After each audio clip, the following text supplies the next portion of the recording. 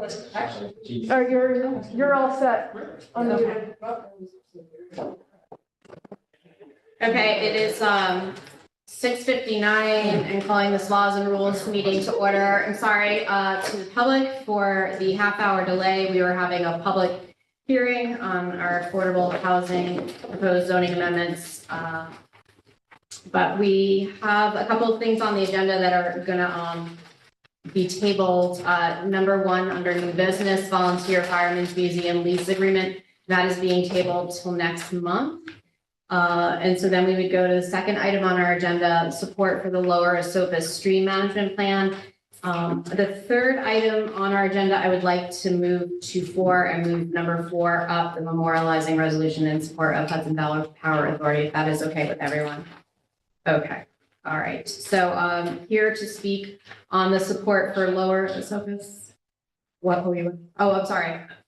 Yes, and we'd like to just take a minute in honor of Jeannie Edwards and her family as her husband passed this morning.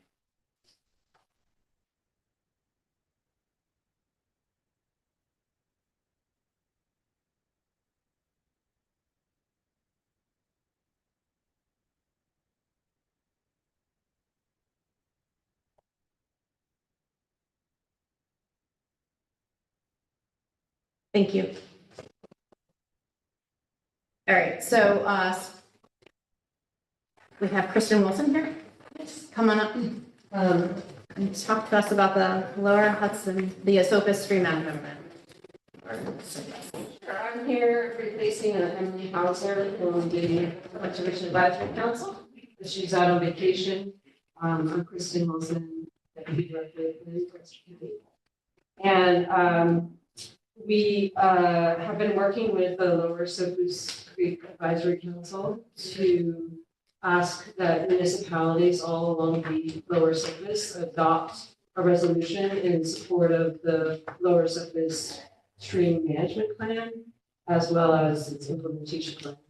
So I'm not sure if many of you know the origins of it or have had a chance to take a look at it, but it was a plan that was funded through, there was an order of consent to the New York State DEP to provide funding for the Lower Esopus due to the release of turbid waters on the Lower Esopus from the Sugar Reservoir. And there was over $2,640,000 that was dedicated to environmental benefit projects, which included several things, and one of them was the plan.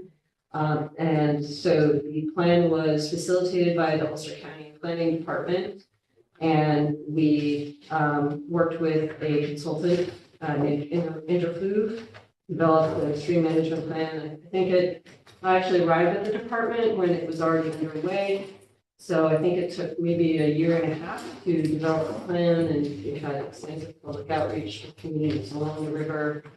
And the plan was developed, and also there was an implementation plan developed with a list of over 40 projects to improve the water quality and the ecosystem health of the stream. And the reason that we wanted municipalities to adopt a resolution is that this plan is not owned by Ulster County. The Ulster County Planning Department facilitated the development of it, but it's really a plan that should be owned by the municipalities along the entire stream. And by adopting a resolution in support of the plan, it really just shows the DEC and the DEP that, and the other communities along the river, the other municipalities, that the municipalities support this plan and want to work collectively towards improving the ecosystem health. I also should mention that the funding that comes from the order on consent, from that there's $2 million of funding that will be available for implementation projects. That funding is being managed by the Hudson River Foundation. And if a municipality adopts supporting the plan, it also shows your support for it, especially if the city wants to apply for some of this funding for a project. It just sort of, it sets up the municipalities to be in the running for that money. So would the municipalities be actually working together on a plan or doing independent plans along the Esopus? No, the municipalities are currently working together on the plan in the sense that like members of the Community Advisory Council have participated in the plan.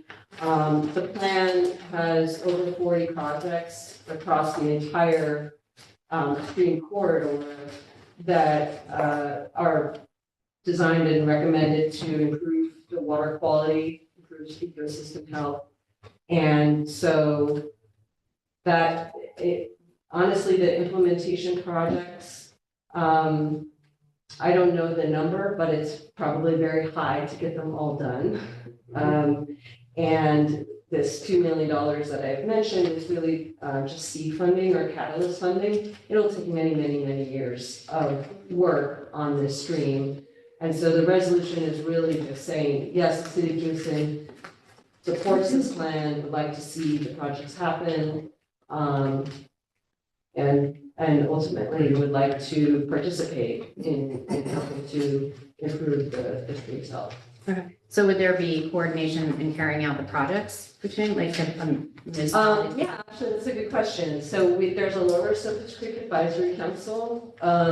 I do not recall I do not think any City of Kingston staff member has participated. But again, I came into it only a year and a half ago, and I don't know everything that happened before I came. Recently, sorry? Is Emily on it? I don't know if Emily is on it. I have not seen her at any meetings. I have taken over facilitating it temporarily until the county is actually dedicated with their new adopted budget some funding towards a watersheds coordinator that will, so there's some funding from the county and then some of the Hudson River Foundation money or the DP money will be dedicated to a watersheds coordinator that will be housed at the Soil and Water Conservation District. And that watersheds coordinator will work on the Lower Esopus as well as on the Roundup and on the Wallkill.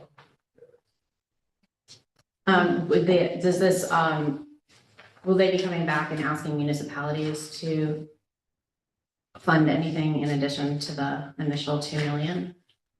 Well, so I printed out a couple, and I think there's some of the projects are listed in your resolution, which are different than the ones that I printed out.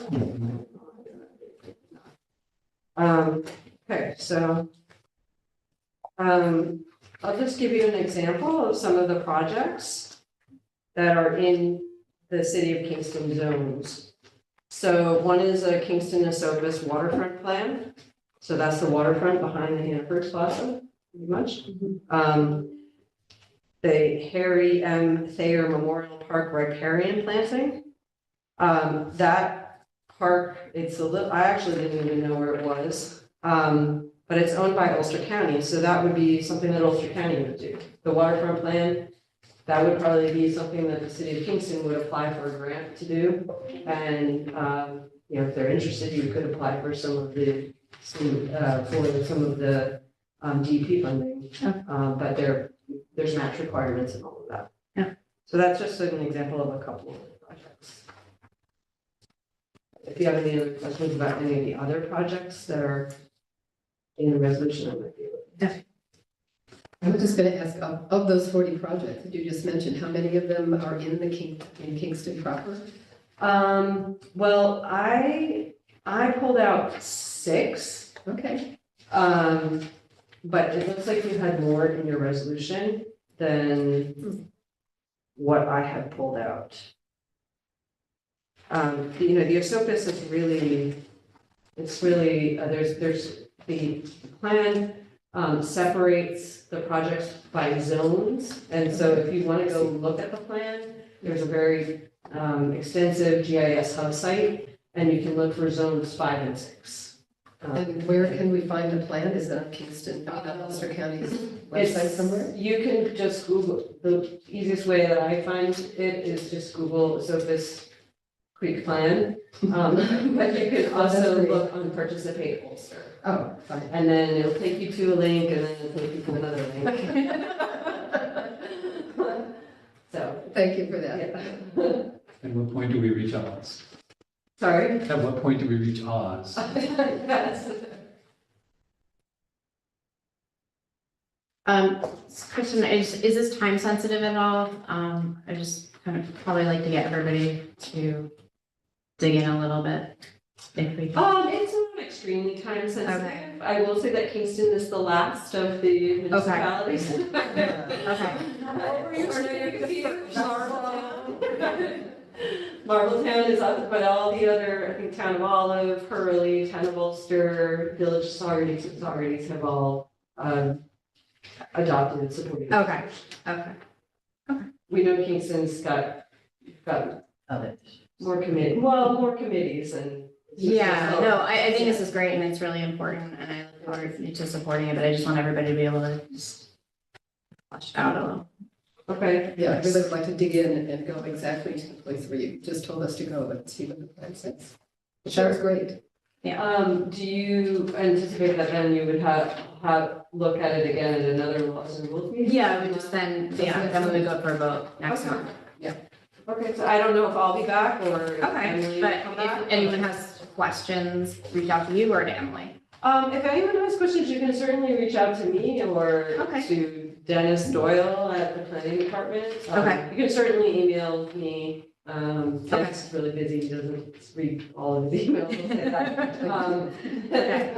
It's kwell@county.ulster.ny.us.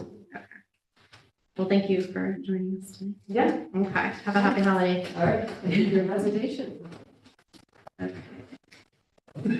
All right, so then we are going to go to item number 4, which is a memorializing resolution in support of the Hudson Valley Power Authority. And we have one of the sponsors of that legislation in Albany is here with us to discuss it, and it's our Assembly Member Sarah Anna Streka. If you'd like to come to the table, please. Thanks. I just didn't know she was sitting, so that she was.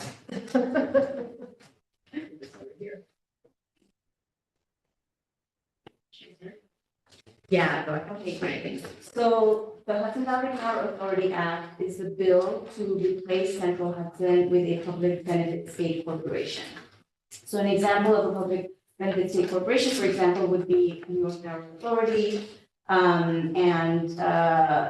The main goal of this new entity, which is the Hudson Valley Power Authority created by this bill, would be to be in the service of ratepayers. So that includes things like keeping rates as low as possible, meeting our climate goals, delivering environmental justice, making sure bills are easy and correct to read because that is still not happening, making sure the workers are protected and empowered, and that there are community benefits. So one thing to know about this legislation is that it is not at all a new idea, because there has been a fight for who should run an energy delivery company basically since its inception. And the reason is these delivery companies are considered natural monopolies because the fixed costs are so high that if you had competing companies, we would be paying higher bills. You know, like parallel versions of a gas pipe would be running along the way of Kingston and the customer base would be divided and so on. So everybody always agreed that it had to be a natural monopoly. And, you know, in the beginning, when there was a fight for it, in Canada, for example, the public ownership side won, but across the border, as hydropower was becoming available in New York, and FDR was really pushing for public ownership of our hydropower, which happened successfully, and that's how he created New York Power Authority. But ultimately, along the line, there was a handshake deal to basically say, let's allow these utilities to be private, but also allow the state to regulate these utilities. So this is the arrangement we have right now. And the reason we are really concerned is because we actually see that there is no path forward for keeping our costs low and also doing this climate transition that has to now happen not only for health and environment reasons, but also really for cost reasons. So the supply side cost is really volatile, primarily because of gas, and that's what we are using, our energy source is primarily from gas right now, and it's very volatile. But Central Hudson only does delivery. Now, the problem is, so this infrastructure is very expensive and cumbersome to run. But when a private company does it, they are not accessing tax exempt bonds. They're not accessing low interest rate financing of debt, which means that we are paying a lot more than it would actually cost if a public authority was running it. So if you compare Central Hudson's recent long-term debt, because everybody obviously just does it through debt financing and not really cash on hand. But if you compare Central Hudson's financial standing to New York Power Authority, so Central Hudson financed its debt in 2023 for over 6% interest rate. And their Fitch rating for their bond right now is BBB, and it's threatening to worsen even more because they have a historic level of unpaid bills right now. And actually, in this rate case, they are asking for these unpaid bills to be paid by everybody else. And we are also concerned that this is not a one-time situation, that it is a statewide trend, even though it's very amplified in our area because of the billing errors. So one, it already costs way more when a private company does it. New York Power Authority financed their debt at a little over 3%. Their bond rating was AA minus, and it just went up, and they are actually a very financially lucrative entity for New York State. It often moves money through New York Power Authority as a slush fund. And, they are able to borrow money for cheaper because they are, as a public state benefit state corporation, just in a better financial health, and they are able to prioritize needs and risks versus this quarterly demand for shareholder profits to go ever up.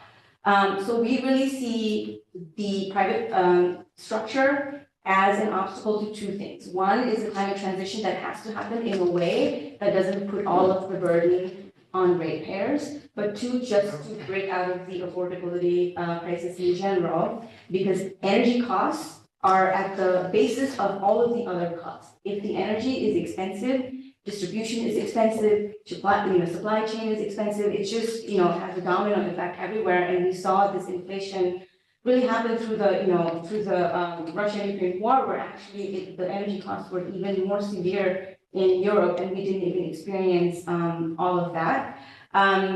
So those are the two reasons we see this as the only path forward. Now, historically speaking, FDR created the New York Power Authority, instantly lowered rates, and then when he became the president, he took the same vision to the rest of the country, created the Tennessee Valley Authority, and so on. And there are experts that currently believe that if it wasn't for his initiative of publicly owned and run energy companies, rural America would still not be 100% electrified. So that is really the gap between what private companies are able to deliver in this very difficult sector versus what public company is able to do. And one notable distinction is we're not talking about a state agency, so we're not talking about a corporation that is funded through the state budget. It is an independent entity, and it is not subsidized by taxpayers. So one question that comes up is, how does it compare to MTA, for example? And transit authorities are historically subsidized, and they are not fully funded through use revenues. That is a trend. Public power entities, on the other hand, are as a trend, as a default setup, fully subsidized by just the bills that people, fully funded by the bills people are paying. It's just that those bills will be smaller and not very volatile for people, because without the profit margin and without the need, priority, the company has enough wiggle room to prioritize low rates and to protect its workers and so on. So that's the distinction. You know, it's not taxpayer funded, it's not subsidized.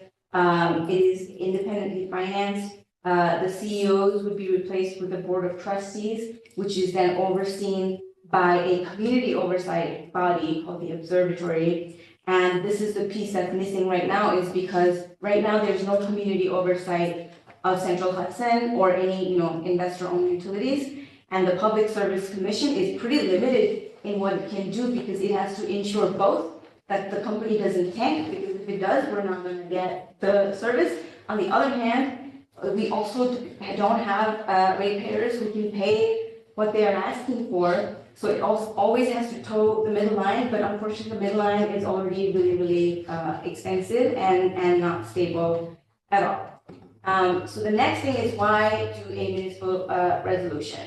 So one thing is, there is a new emerging, sort of network of public power fights propping up everywhere. So for example, San Diego just launched theirs, and in Tucson, Fortis owns another company, so Tucson is also trying to do the same for that company that Fortis owns.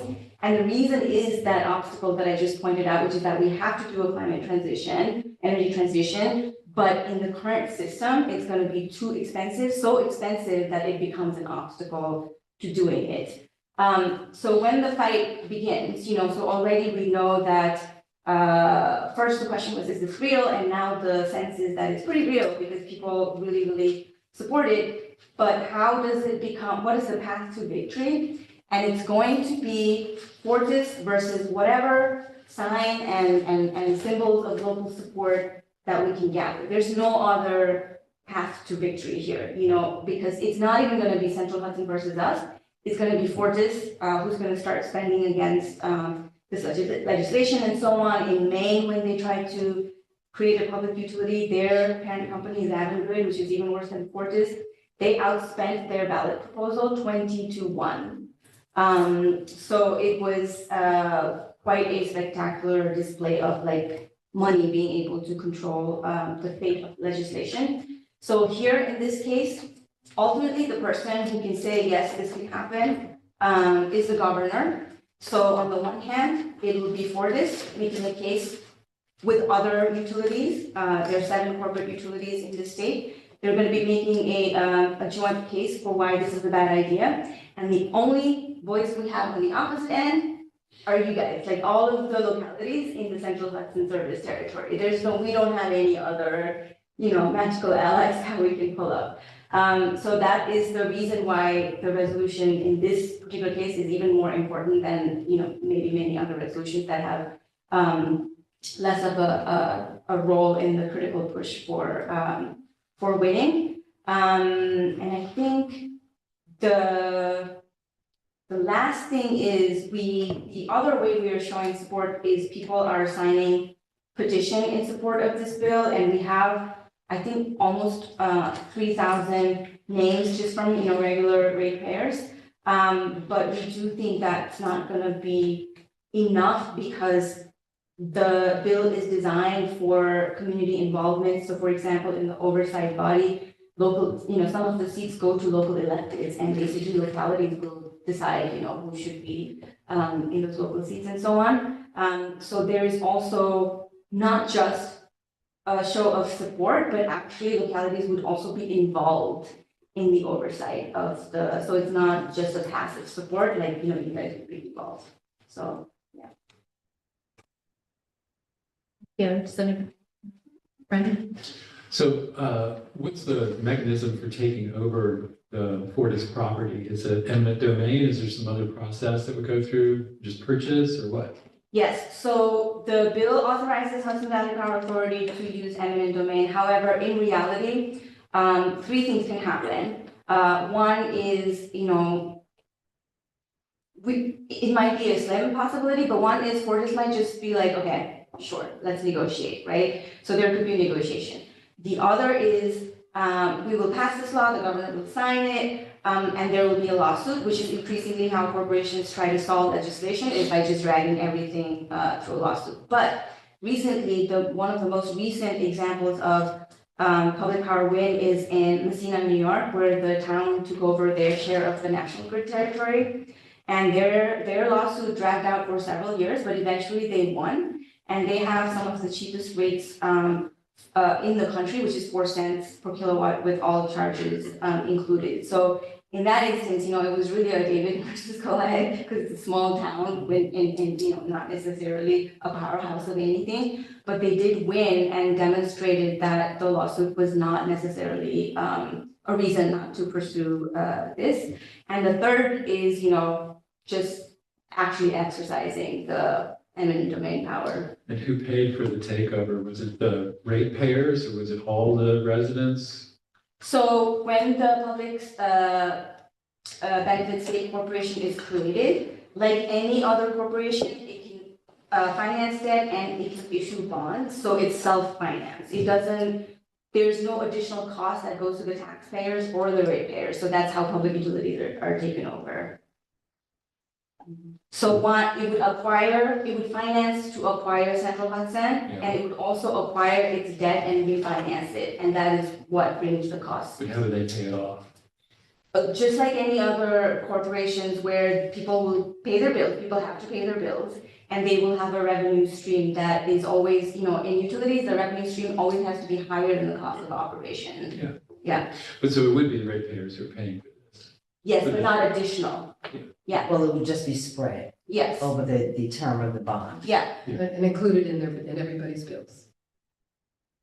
I mean, the big regular bills. that we Yeah, it'd be get. part of your- yes, the bills would not become, any different, you would just be paying your regular bills. Yeah, and in the instance of Long Island Power Authority also, they did this in the 90s, although they did it in an imperfect way because of their conditions there. But even in that case, when Long Island Power Authority acquired the private utility, the rates went down immediately because that's just what happens when you refinance the very expensive debt that the other company is using to pay for everything. And the thing about our utility laws is it's not just the profit we're paying for, it's every cent of the operation cost. And sometimes the way they drive up their return on equity is by investing in things that are not actually necessary, so they have a perverse incentive. And part of what PSE does is they try to flag like which are really necessary expenditures versus not, but they don't have an incentive to keep things cheap because we cover everything, so it doesn't matter to them. If you Okay, I have 2 questions. Yes. My first one is, you've mentioned workers. Does the bill include, what happens to existing collective bargaining unit, with the workers that work for Central Hudson? Are they at risk? Will they continue to be represented? Very good question. Very excited to talk about this. So in New York State, public sector workers are not allowed to strike. So we don't want these workers to lose their ability to strike. So we are taking the suggestion that the Long Island Transition Task Force made, which was a bipartisan body. We are keeping the workers as private sector, so they keep their pension, they keep their contracts, they keep their ability to strike. Only the company is public. And the other thing is we add a seat in the board of trustees for the business manager of the union, so they will actually have more power. And they will also have a few seats in the observatory's governing board. One unfortunate situation workers are in is that the cost of operation that gets passed to the ratepayers is also their salaries. It's also the childcare they might need. It's also the equipment they might need. So they're really stuck between this political spectacle of ratepayers wanting low rates, but they have genuine needs. And this would actually alleviate a lot of that tension because, Hudson Valley Power Authority wouldn't be going through these rate cases. They can move money around for what the workers need, especially when the workers themselves are on the board of trustees.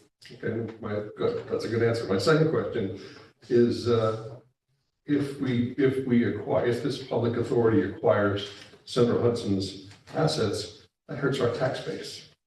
They pay a lot of taxes to us.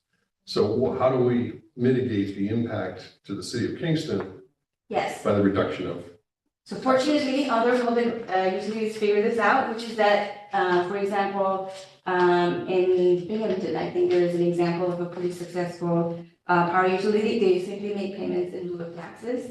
And in addition to that, the community benefits provision of this bill means portion of the revenue will be set aside for a community fund where the localities will have hopefully a collaborative budget decision-making process to figure out how to spend that money and take turns and, along basically across the service territory. So there's an additional benefit that would come back through this bill. So hopefully we'll be harmless for our tax revenue. Yes, we would not want that to. Yes, go us away. too, right? Yeah. So if you had to estimate the acquisition cost Yes, of the, Fortis or Central Hudson, yeah. what would it be currently? Yes, so this is gonna be one of the most important things to address for this to move forward. So we had a very rough initial estimation done by the Center for Public Enterprise. And they used actually three methods to roughly estimate what the cost would be. And the range is a little over $500 million to $1.19 billion. But this was just to get us started. So what is going to happen next is the coalition supporting this bill is actually looking to fund a full study of not only what Central Hudson is worth, but what actually happens if we implement this bill. What is the impact going to be on the rates? Usually, what the state does is we pass a study bill, and then once the study bill is implemented, then we go to what should happen next, right? But the problem is, in many cases, we have not even been able to implement the study bill, and things just languish. And all this effort, we could just pass the final bill instead of the study bill. So what we're doing is we're rolling the study into the process of talking about this bill, so that we don't have to make it two different bites. Yeah. So I think in terms of timeline, we're hoping that in a year we'll have the more detailed study for costs. It's fine, she's just moving around. I was warned about this, but, so we're good. And how would the study be funded? It's gonna be funded through a grant, I think, is Okay. what I've heard, yeah. There is a lot of interest from sort of like climate foundations in this idea of public ownership, because it's not an obstacle just in the US. Recently, I was on a climate delegation, like an international climate delegation to Denmark and Norway, and they are, even though we think of them as like, much more to our left, the problem that they are trying to address is the same, how do you protect labor and how do you actually like release a lot of things from the hold of private companies, which is holding a lot of things without moving. And once the study is completed, what if it comes back and it looks like it's going to be, that the rates are not going to go down, or what? Yes. What happens So, in that case? so there are a few different types of information we are hoping to gather from the study, because there is a provision in the bill that also says this cannot happen if the rates are going to go up, right? Like, it might be a great idea, but we don't actually want to make the rates No, we don't go want up. that. Yes. Like, the whole point is to make sure the rates can Okay. stay as low as possible and, for, like, in a sustained way and not in like a one-time way. So we are hoping for a few different types of information to come out of the study. One is, what different options do we have in our acquisition plan to make the cost as low as possible? Because maybe the study will say something like, this is just an example, but maybe the study will say, oh, you should add, if without this specific language on what happens to the aging gas infrastructure, you're really not going to be able to lower the rates. So we're looking for recommendations like that, so that we can amend the bill to a version that would put us on the path to the lowest cost. And where can I or any of us see the bill? On our assembly website, but I can also send you the PDF. So the our legislative sessions are 2 years, so we are ending this one, so it means it has to be newly introduced with new bill numbers. Yeah, so, but until then, we can certainly send you the existing link, which you'll be able to look at. And is the bill that you're supporting the same one that Michelle Hinchey is Yes. supporting in the Senate? They're identical? They're identical, and so every bill in the state has to pass the exact version in the Senate and the I see. Assembly before the governor can sign it. So you'll send the link. Yes, we will send the That link, would be good. yes. Okay. That'd be great. So this study, will it anticipate loss of population, like New York State is losing a significant number of people? The birth rate is down. People are transitioning to other form, well, to electrification as opposed to gas usage. So I guess the study will look at all of these to determine what the Yeah. what the base of payers will be. Yeah, so there are existing studies already on a projection of our future energy use. Yeah, and that, you know, and that existing study looks at a few different factors. One is the pace of electrification, because that dictates, you know, how much energy we will actually need. And then there's also how much energy we're actually able to get online, you know, like very technical things. So we already have a pretty good grasp of how much electricity we might need by 2030, which is like our, you know, our the upcoming year where we have a climate mandate that we need to meet. So that's what it's gonna use. Now, the thing is, you know, the state has also added these big like data center types of things that relies on using energy that we don't have right now. So the demand of energy, despite the population Interesting. change, is gonna only go up and up. And I will say is, you know, a lot of middle-class families are leaving precisely because of affordability reasons. But at the same time, lots of people are also moving into the state. It's just that we're losing the more, you know, the families who can't afford to live here. So we don't expect the energy demand to go down. In fact, the problem right now is our grid is in very poor health, and even new renewable energy that wants to go online, it can't go online because the grid doesn't have the capacity to take it. And this is another instance where Central Hudson is an obstacle, because so our system has three parts: the supply, which is very different, separate; the transmission, which is like taking the energy from the supply to the grid, and then we have delivery, which is Central Hudson taking from transmission to end home users. So the middle part, the transmission and the delivery part, and are actually an obstacle to new supply going online. Yes. And, you know, and you will also hear that part of the reason why broadband hasn't been able to go online in many rural parts of the county is because they would have to go on Central Hudson poles, but Central Hudson owns those poles, and they would like money for, you know, so it's just a lot of things that are getting tangled up in just being able to move forward with the things that we need to do. We run into that here. Energy Square has, you know, their solar roof is amazing, but the problem that they've hit is Central Hudson. Because, you know, there's only one delivery company, we don't have enough choices. You have to move to not be a Central Hudson customer.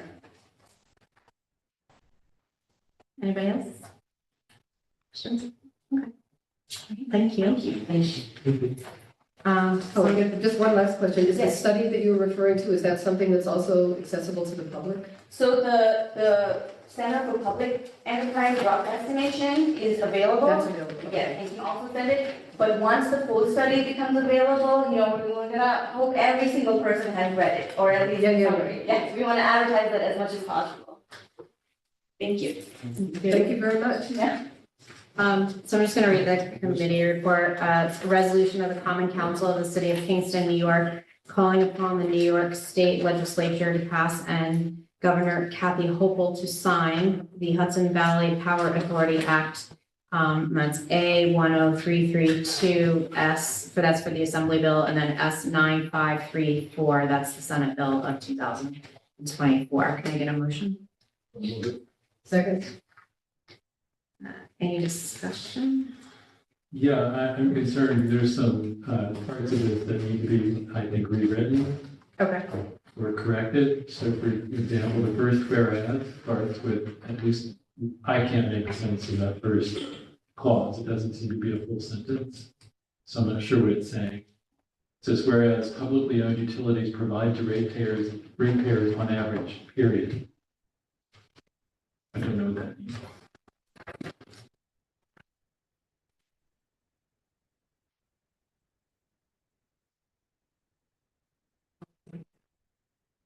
And don't go back and look and see what was sent. They left. Whereas the act would create a new state.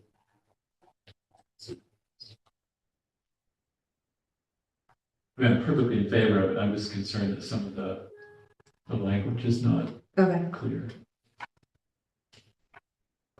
I also have a concern that folks haven't read the bill, so before we're stamping that's approval what I was thinking on too. this, Mhm.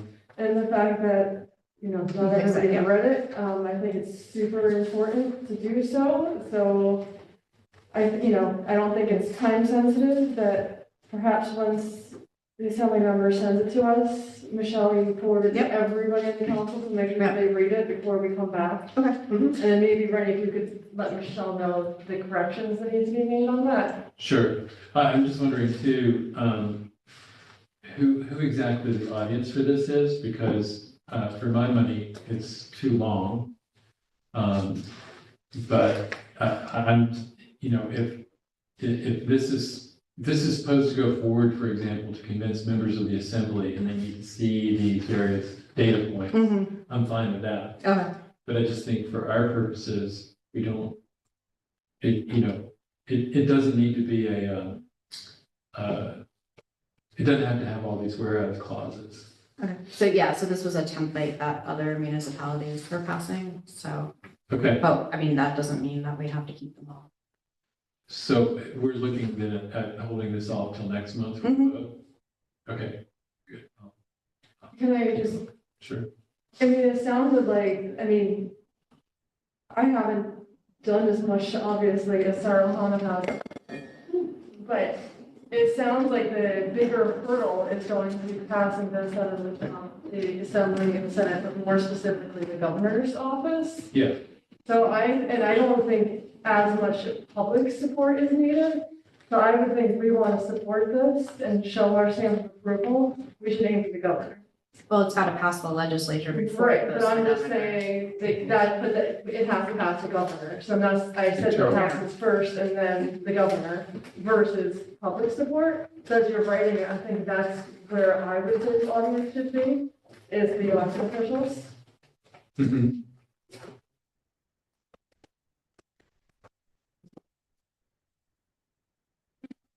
Because we also send a separate letter to the governor?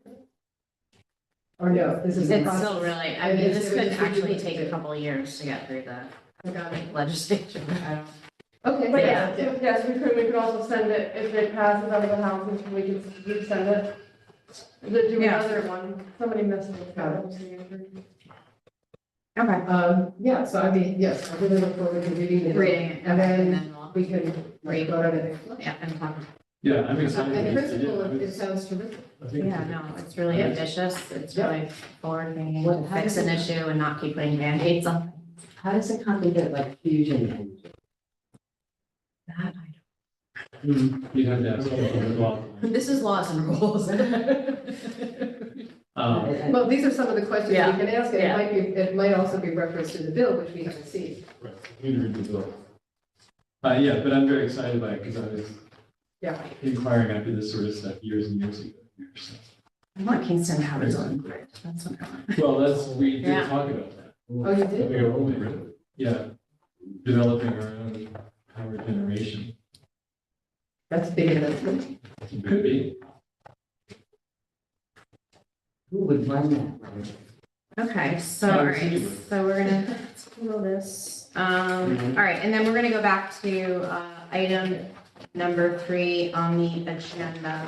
You want to just say that these are all gonna be tabled, that way people can be. Yeah, so, anything under old business, as of tonight, right, everything's, food trucks, Do you The need park- action to The table? parking, this yeah, the one? parking is in, table that because. No, and motion to second. all right, just- No, we can No. sort of table it. You just, Just saying. Oh, because we're not voting on it. we're just- yeah, Okay. sorry, so food trucks, Official.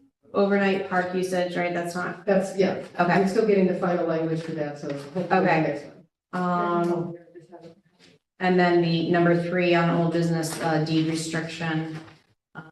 And then, Can we make sure the contact is invited to that meeting? sure, Because he's the one who brought concerns, which triggered us to send it back, and so we could talk through that. I don't think this committee's gonna be ready to move forward. No. So I think it'll be. Okay. To make sure he's there. To make sure. Bartek? Because he's the one that brought the Yeah. concerns to us, okay. and which is why we're tabling it, because he's not here. Okay, so.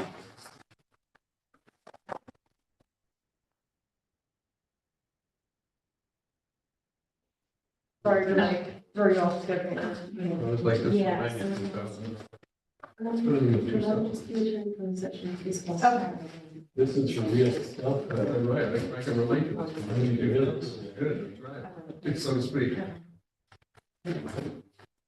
Okay, so, we are now going to go into attorney-client, session to discuss an issue with a employee, so, Okay, so.